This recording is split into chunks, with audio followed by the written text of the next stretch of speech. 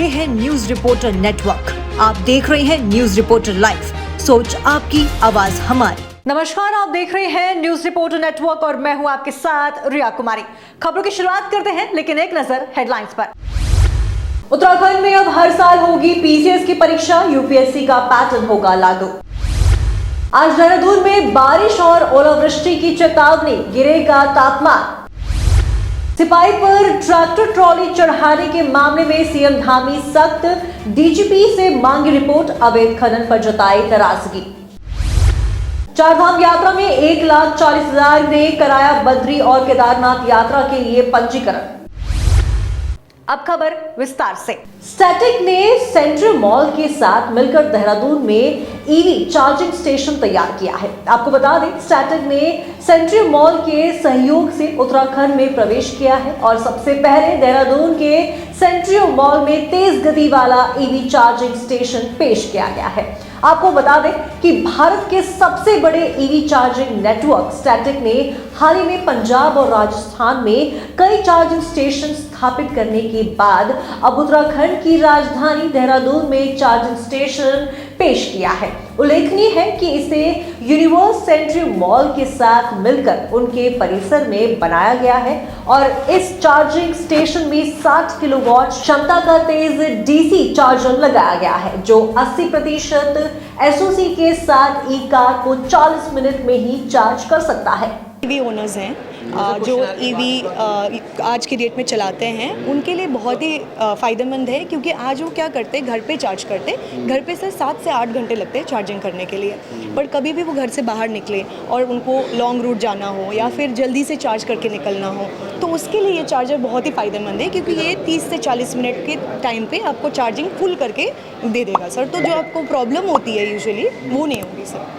Economically कितना फ़ायदा उन लोगों को होगा? सर बिल्कुल होगा। अगर आप फास्ट चार्जिंग घर पे स्लो चार्जर करते हैं सर, तो आपकी रात भर गाड़ी चार्ज होती है। आप मानो 7 से 8 घंटे आपकी पूरी नाइट चार्ज होती है। अब वही चीज़ आप अगर 30 मिनट में आप चार्ज करके जाते हो, तो आपका यूनिट कम यूज़ हुआ, आप थोड़ा सा 5-6 रुपये आप ज़्यादा देंगे, बट आपका टाइम रिड्यूस हो गया। उसकी वजह से आप अपना पैसा सेव कर पाएंगे ऑल टुगेदर, तो वैसे भी फ़ायदेमंद है सर। उत्तराखंड में एक बार फिर से विधानसभा से बर्खास्त कर्मचारियों का मुद्दा गर्म हो गया है। जी हाँ, आपको बता दें कि बर्खास्त कर्मचारियों के पक्ष में बीजेपी के ही वरिष्ठ नेता और पूर्व कानून मंत्री सुब्रमण्यम स्वामी आ गए हैं। उन्होंने खुलकर सरकार के इस फैसले की आलोचना की है। साथ ही सीएम पुष्कर सिंह धामी ने बर्खास्त 228 कर्मचारियों को पुनः नियुक्ति देने की मांग की है। ऐसा ना करने पर स्वामी सरकार के इन फैसले को सुप्रीम कोर्ट के चुनौती देंगे। स्वामी ने दावा किया है कि अब तक वो कोई भी मुकदमा नहीं हारे हैं और उन्हें पूरी उम्मीद है कि ये फैसला भी वो जीतेंगे। देखिए, सुब्रमण्यम स्वामी जी विद्वान अभिवक्ता हैं, अधिवक्ता हैं और निश्चित रूप से पार्टी के नेता भी हैं, लेकिन वो जिस विषय पर वो कह रहे हैं, उस विषय को उन्होंने एज ए अधिवक्ता ही उसको कहा है। अधिवक्ता का काम वो जानते हैं, वो कर भी रहे हैं, इसमें हमें कुछ नहीं कहना है। विधानसभा एक स्वतःशाही संस्था है, इंडिपेंडेंट बॉडी है, और उन्होंने जो निर्णय लिया है उस निर्णय को भी माननीय न्यायालय ने सही साबित किया है। तो ये सुब्रमण्यम स्वामी जी का विषय है कि वो कोर्ट में इस केस को ले जाना चाह रहे हैं दोबारा या कहाँ उसकी पैरवी करना चाह रहे हैं, इस विषय में उन्होंने ही जानकारी दे दी है। इसको पार्टी को कुछ नहीं कहना है और विधानसभा ही इस मामले को देख रही है। आगे जो भी कोर्ट में जो पैरवी है, विधानसभा को जो इसमें जवाब देना है, ये उनको तय करना है। मुख्यमंत्री पुष्कर सिंह धामी ने सचिवालय देहरादून में राजस्व प्राप्ति की स्थिति की समीक्षा की। इस दौरान उन्होंने अधिकारियों को कई निर्देश भी दिए हैं, जिसके तहत विभागों द्वारा लक्ष्य के सापेक्ष अधिक से अधिक राजस्व प्राप्ति के प्रयास किए जाने की विभिन्न मांगों और राजस्व बढ़ाने के लिए अन्य राज्यों की बेस्ट प्रैक्टिस का अध्ययन करेंगे।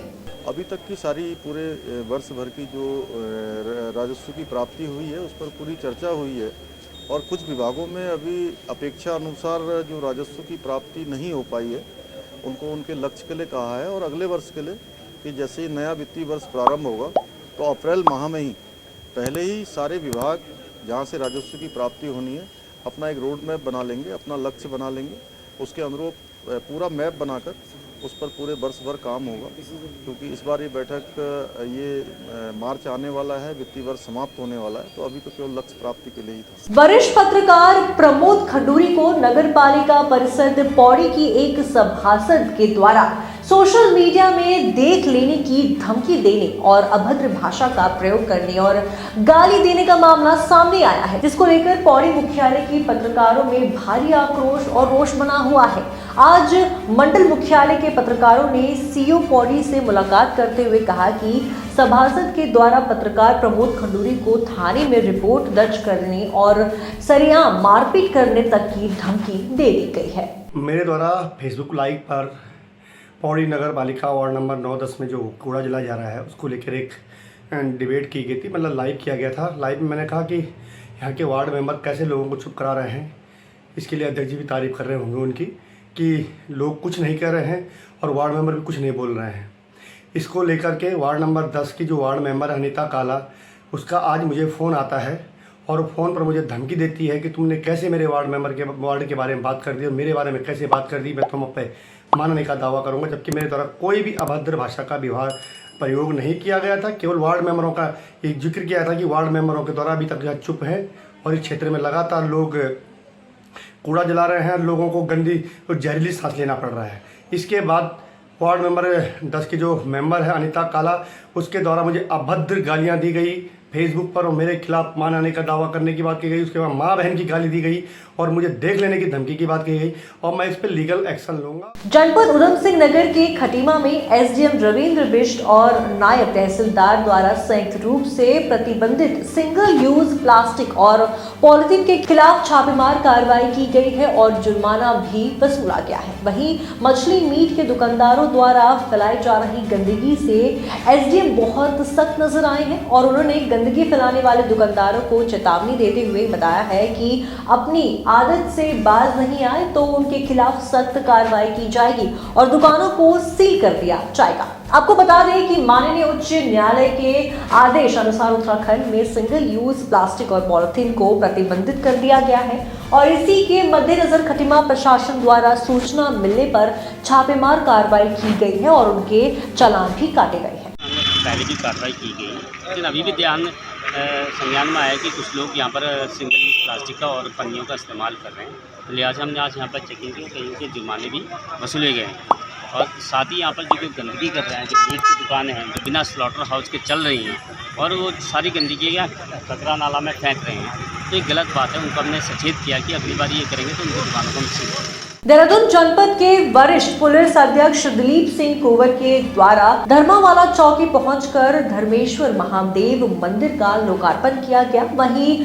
कप्तान दिलीप सिंह कुंवर के द्वारा धर्मावाला चौक इंचार्ज भरत रावत के प्रयासों की सराहना भी की गई। इससे पूर्व एसपी क्राइम द्वारा विकास नगर कोतवाली का निरीक्षण किया गया था, जिसमें कोतवाली अंतर्गत डाक पत्थर चौकी प्रभारी अर्जुन सिंह गोसाई और हरबटपुर चौकी प्रभारी पंकज कुमार को अपने क्षेत्र में नशा वृत्ति और अपराधों में रोकथाम लगाने और चौकी में दुरुस्त अनुशासन व्यवस्था पर दोनों चौकी प्रभारी को सम्मानित भी किया गया। खबर हरिद्वार से है, जहां सिडकुल हरिद्वार में सिडकुल मैन्युफैक्चरिंग एसोसिएशन के तत्वाधान में पीएफ संबंधित दिक्कत और परेशानी को लेकर एक कार्यक्रम का आयोजन किया गया, जिसमें पीएफ कमिश्नर उत्तराखंड ने शिरकत की। कार्यक्रम का शुभारंभ दीप प्रज्वलित कर किया गया, जिसके पश्चात कार्यक्रम में सम्मिलित हुए सिडकुल हरिद्वार की औद्योगिक इकाइयों के एचआर के द्वारा पीएफ संबंधित कई समस्याएं पीएफ कमिश्नर के सामने रखी, जिसमें मुख्य रूप से पीएफ में ऑनलाइन डाटा को लेकर समस्याओं को विशेष से अवगत कराया गया। देखिए, आज के इस प्रोग्राम में मेनली पीएफ डिपार्टमेंट से रिलेटेड जो भी समस्याएं हैं उनके बारे में प्रोग्राम है और PF commissioner, regional PF commissioner sir आज यहाँ पर आए हैं और पीएफ से रिलेटेड जो भी समस्याएं इंडस्ट्रीज़ को आ रही हैं, ऑनलाइन भी हैं ऑफलाइन भी हैं, वो सारी समस्याओं के बारे में आज ये कॉन्क्लेव रखा गया है। और इसमें हमारे कुछ सजेशंस हैं पीएफ डिपार्टमेंट के लिए, हम वो अपने सजेशंस रखेंगे। और जो पीएफ के रिसेंट रूलिंग में चेंज आया है उसके बारे में डिपार्टमेंट इंडस्ट्रीज़ को अवगत कराएंगे। काफ़ी सारी दिक्कतें होती है। एक नॉर्मल दिक्कत जैसा आप जानते हैं कि जो अमेंडमेंट होते हैं, जो उनके डेटाबेस में, उसमें अमेंडमेंट में दिक्कत आ रही है। चूँकि पहले ये सिस्टम ऑफलाइन हुआ करता था और रिसेंट पिछले 1-2 साल में इसको ऑनलाइन किया गया है, तो इस डेटा को ऑनलाइन ट्रांसफ़र करने में काफ़ी सारा डेटा गड़बड़ हो गया है। कुछ करेक्शन ज़रूरत है, किसी का फादर नेम गलत हो गया है, किसी का अपना नाम उसमें गलत हो गया है, उसकी वजह से काफ़ी दिक्कत आ रही हैं। इन सब के बारे में ही हमारा सुझाव है कि ये जितने भी अमेंडमेंट हैं ये सब भी ऑनलाइन करने की ही फैसिलिटी डिपार्टमेंट हमें दे, ताकि एचआर डिपार्टमेंट कंपनियों का ये जितने भी करेक्शन है उनको ऑनलाइन कर सके। हाँ, ये दिक्कत जो आ रही है पूरे प्रदेश में ही आ रही है और इसको हम एड्रेस किया है हमने, और इसमें काफ़ी हद तक उन्होंने इस पर करेक्शन भी किया, बट अभी भी काफ़ी गुंजाइश है इसमें सुधार की। और हमें लगता है कि आज के इस प्रोग्राम से हम इंडस्ट्रीज़ अपनी सारी समस्याओं को पीएफ डिपार्टमेंट को अवगत कराएगा और जो काम रह गया है वो इसके बाद जल्द पूरा किया जाएगा। सबसे पहले तो मैं सिडकुल मैन्युफैक्चरिंग एसोसिएशन का धन्यवाद दूंगा कि उन्होंने ये इंटरेक्टिव सेशन ऑर्गेनाइज किया। मेन इशू ये है कि अभी जो जैसे मुझे बताया गया कि पेंशन से रिलेटेड कुछ प्रॉब्लम्स है, we will discuss this thing. और हर एक सदस्य की या किसी भी कंपनी की अलग अलग तरह की समस्याएं हो सकती हैं पीएफ से जुड़ी हुई। जनरली जैसे नेम चेंज वाली हो सकती है, पीएफ का भुगतान नहीं मिल रहा, इस तरह की समस्या मेरे ख्याल से आ सकती है। बाकी तो आपको ये जो यहाँ सेमिनार जब चलेगी तभी पता चल पाएगा कि किस तरह की समस्या आने वाली है। ऑनलाइन वाली दिक्कतें तो लगभग सॉल्व हो गई हैं। समस्या ये है कि हमारा एक वर्ग ऐसा है जो बहुत सारी चीज़ें ऑनलाइन के हिसाब से सिस्टम नहीं टैली हो रहा। जैसे नेम में चेंज है आधार में, तो आधार से नाम उसका मिलना चाहिए, तो जब नाम नहीं मिलता है तो सदस्य ऑनलाइन क्लेम नहीं कर पाता। ये दिक्कत ऑनलाइन की नहीं है, दिक्कत है उसके जो डाटा है उसके पास आधार का या खुद के नाम का, बाकी का उसमें डिफरेंस होना। ऑनलाइन सिस्टम तभी एक्सेप्ट करता है जब डाटा जो है हमारा, जो गवर्नमेंट का डाटा है या डाटा वाले जो रिकॉर्ड्स हैं उनसे मिलता हो। जैसे आधार से डेट ऑफ बर्थ उससे टैली होनी चाहिए, उसका फादर नेम टैली होना चाहिए। जब इन चीज़ों में डिफरेंस होता है तो उसे आवश्यक रूप से ऑनलाइन दावा पत्र सबमिट करने में समस्या आएगी। में कोई दिक्कत नहीं है, 2500 से ज़्यादा डेली क्लेम मेरे पास आ रहे हैं, साइट में कोई दिक्कत नहीं है। समस्या जो है केवल डाटा में है, किसी का आधार में नाम राम सिंह है। धनौरी पीजी कॉलेज में मुख्य अतिथि के रूप में पहुंची राज्यसभा सांसद सदस्य डॉक्टर कल्पना सैनी ने कॉलेज के समस्त छात्र छात्राओं और कॉलेज के कर्मचारियों को जानकारी देते हुए बताया कि हर साल 28 फरवरी को नेशनल साइंस डे के तौर पर मनाया जाता है और आज के ही दिन भारतीय वैज्ञानिक सीवी रमन ने रमन इफेक्ट की खोज की थी, जिसके लिए उनको नोबेल पुरस्कार से सम्मानित भी किया गया था। काफ़ी सालों से हमारे देश में मनाया जाता है, परंतु हम शिक्षक हैं, हमें ऐसा लगने लग गया है कि विज्ञान के प्रति छात्र वर्ग की अभिरुचि निरंतर कम हो रही है। उनको दोबारा से विज्ञान में अभिरुचि पैदा करने के लिए संभवतः इस तरह के आयोजनों की आवश्यकता है। भारत सरकार का एक मंत्रालय है, विज्ञान एवं प्रौद्योगिकी मंत्रालय, उसके अंदर एक डिवीज़न है NTSTC, जिसका काम ही है कि विज्ञान का प्रचार और प्रसार पूरे देश में करे। इस साइंस ट्रेन जो चलती है विज्ञान एक्सप्रेस, ये उसी का एक उपक्रम है। और मुझे लगता है इन बच्चों को देख कर और उनके अंदर के उत्साह को देख के मुझे लगता है कि ऐसे आयोजन निरंतर किए जाने चाहिए, जिससे छात्रों की वैज्ञानिक अभिरुचि का विकास हो सके। National science day doctor CV Raman साहब ने, जिनको कि नोबेल प्राइज़ मिला था उनकी डिस्कवरी के लिए, रमन इफेक्ट की डिस्कवरी के लिए, उनकी डिस्कवरी को सेलिब्रेट करने के लिए और हमारे भारतीय संविधान के अनुसार जो उसके पार्ट 4A में जो H पॉइंट है उसके हिसाब से लोगों में वैज्ञानिक दृष्टिकोण फैलाने के लिए, विज्ञान के प्रचार प्रसार के लिए नेशनल साइंस डे प्रत्येक वर्ष 28 फरवरी को सेलिब्रेट किया जाता है, स्कूल्स में, कॉलेजेस में, सब जगह, ताकि एक आम आदमी, इसके अंदर सिर्फ यही नहीं है कि साइंस के लोगों के लिए, एक आम आदमी वो साइंस पढ़ा हुआ है या नहीं है, उसका एक वैज्ञानिक दृष्टिकोण होना चाहिए। उसको एक वैज्ञानिक आधार पर सोचने की, उसको एक समझ उसके अंदर पैदा करानी चाहिए। ये हर नागरिक का कर्तव्य है। और इसका सबसे बड़ा जो फायदा होता है वो ये है कि लोगों में से जो अंधविश्वास है वो खत्म हो जाते हैं। वो हर चीज़ को साइंस के हिसाब से परखने की कोशिश करते हैं। ये एक डेवलपमेंट होना जरूरी है। हमारे संविधान में हमारी ड्यूटी है, इसमें लिखा हुआ है कि ये हमारी ड्यूटी है, हमें इसके लिए पूरे समाज के अंदर इस चीज़ को फैलाना है। उसके लिए साइंस डे सेलिब्रेट किया जाता है। उसमें बहुत सारी चीज़ें हैं, बच्चों की ऐसे राइटिंग कॉम्पिटिशन्स हैं, पोस्टर एग्जीबिशंस हैं, कॉन्फ्रेंसेस हैं, सेमिनार्स हैं, ये सब चीज़ें हैं बच्चों को मोटिवेट करने के लिए, उनको प्रेरित करने के लिए नेशनल साइंस डे सेलिब्रेट करते हैं। लेकिन जो शुरुआत है वो ये इसलिए हुई क्योंकि सर सीवी रमन, जो कि जिनका कि जन्मदिन नहीं है आज, उनके जो उन्होंने डिस्कवरी की थी जिसकी वजह से उन्हें नोबेल प्राइज़ मिला था और भारतवर्ष के अंदर वो विज्ञान में पहला नोबेल प्राइज़ था, उसको सेलिब्रेट करने के लिए और इस बहाने लोगों के अंदर ये मैसेज देने के लिए कि आपको कूप बंदूक नहीं बने रहना, आपको विज्ञान के सिद्धांतों के आधार पे चीज़ों को सोचना है। चाहे वो समाज में कोई चीज़ हो, कोई भी बात हो, अगर आप उसको वैज्ञानिकता के आधार पर देखेंगे तो कहीं कोई दिक्कत नहीं आएगी। चाहे वो आपके गंदे पानी की समस्या है, साफ सुथरे रहने की समस्या है, अगर वैज्ञानिक दृष्टिकोण होगा तो आदमी खुद साफ सुथरा रहने की कोशिश करता है। एक छोटा सा एग्जांपल दिया मैंने, इस तरह की बहुत सारी चीजें आपको। गंगा को प्रदूषण मुक्त करने के लिए केंद्रीय और राज्य सरकारों ने अब तक अरबों रुपए किए हैं, लेकिन हकीकत कुछ और ही बताती है। हरिद्वार में ज्वालापुर स्थित कस्बाबान नाले में पशुओं के कटान के अवशेष गिर रहे हैं।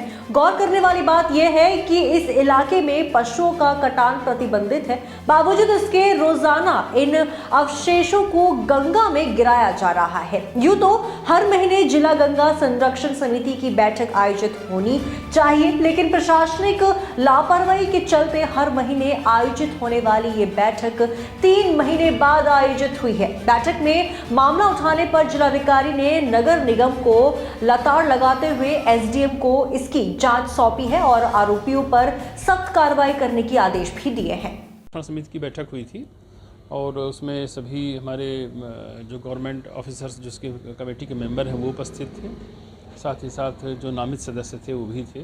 तो कई इश्यूज़ पर चर्चा हुई। इसमें कस्बाबान नाले को लेकर अक्सर शिकायत रहती है कि वहाँ कभी कभी ब्लड भी दिखता है, तो आज इस पर काफ़ी सख्त निर्देश दिए गए हैं और ये कहा गया है कि इसका नियमित रूप से निरीक्षण किया जाए और जो लोग इस गतिविधियों में हैं उस पर तत्काल कार्रवाई की जाएगी, हैवी पेनल्टी इम्पोज की जाएगी और किसी भी प्रकार की स्लॉटरिंग। आज जिला गंगा संरक्षण समिति की बैठक थी, काफ़ी दिनों बाद हुई, अब 3 माह के बाद हुई है, वर्क हर महीने होनी चाहिए थी, लेकिन काफ़ी दिन से ये मामला चल रहा था कि ज्वालापुर कस्बाबान नाले में ब्लड आता है, अवशेष आते हैं पशुओं के, तो उसको लेकर के आज नगर निगम जो बार बार जो है बहानाबाजी कर रहा था, उसको लेकर के अब एसडीएम को ये कार्य सौंपा है और उन्हें 3 दिन का आदेश दिया है कि भी 3 दिन में इसकी रिपोर्ट दें और उन पर भारी जुर्माना किया जाए, मुकदमा कराया जाए। अगर जो है वो बहानाबाजी करते हैं तो आज यही सब उसमें हुआ। अवैध कटान होता है एक्चुअल में कस्बाबान नाले पर ज्वालापुर पे, वहाँ पर दुकान बनी हुई है, जबकि नगर निगम द्वारा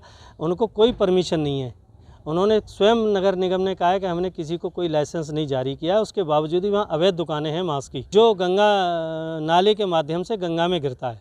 हरिद्वार हर की पैड़ी को कॉरिडोर बनाने की सरकार की घोषणा के बाद मंत्रिमंडल में भी इसकी रूपरेखा तैयार की जा रही है।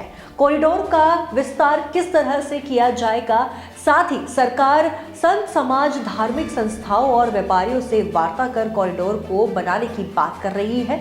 कॉरिडोर बनाने का विरोध भी शुरू हो गया है। पूर्व कैबिनेट मंत्री सुब्रमण्यम स्वामी ने कहा है कि कॉरिडोर बनाने की कोई जरूरत नहीं है। उत्तराखंड में अच्छी सड़कें बनाई जा रही हैं और पहाड़ों को बचाना सबसे बड़ी जरूरत है। वहीं अखाड़ा परिषद अध्यक्ष रविंद्र पुरी ने सुब्रमण्यम स्वामी के बयान पर कहा कि बाहर का व्यक्तित्व आकार विकास के कार्य होने पर अड़ंगा डालेगा तो अखाड़े इसे बर्दाश्त नहीं करेगी। ये जो उत्तराखंड है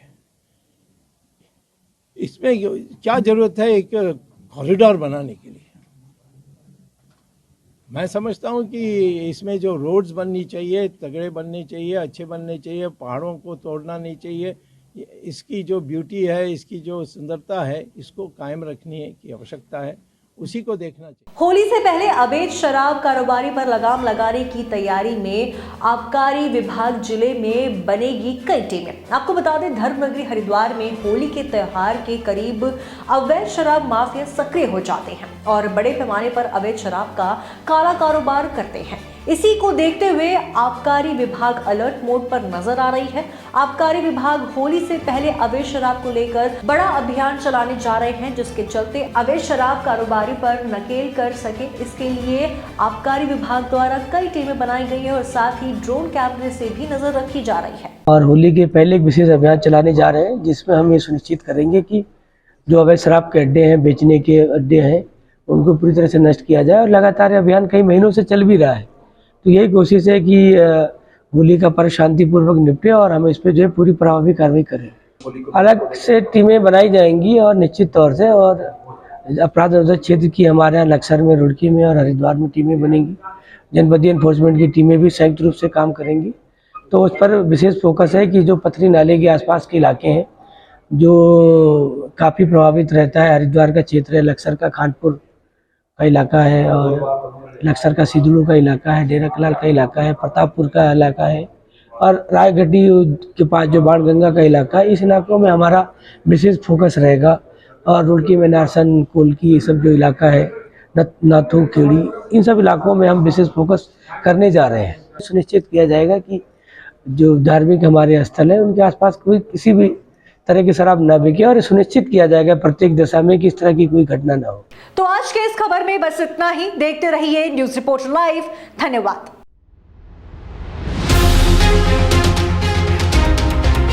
ये है न्यूज रिपोर्टर नेटवर्क। आप देख रहे हैं न्यूज रिपोर्टर लाइव। सोच आपकी, आवाज हमारी।